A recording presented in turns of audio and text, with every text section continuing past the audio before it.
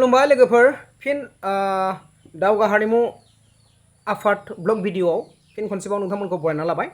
नैबे समाव अखा हानानै दासो एसे गारदों आरोखि मा खालामगोन मा मागोन मोननानैखाय दसे सिफुंखौनो सुनोसै आरोखि ससे ओरैनो आरोखि मानो होनबा गाना जाहैबाय देंखोआ नै फैलायबाय सफैलायबाय बैसागु बोथोरा सफैलायबाय बागुरुम बागुरुम मोसालायबाय। स' लोगोफोर भिडिअखौ बारा गोलाव खालामला सुनोसै आरोखि गुदुंबा बिराद गोलाव खानाय सिफुंआबो नायनानै लानो हागोन।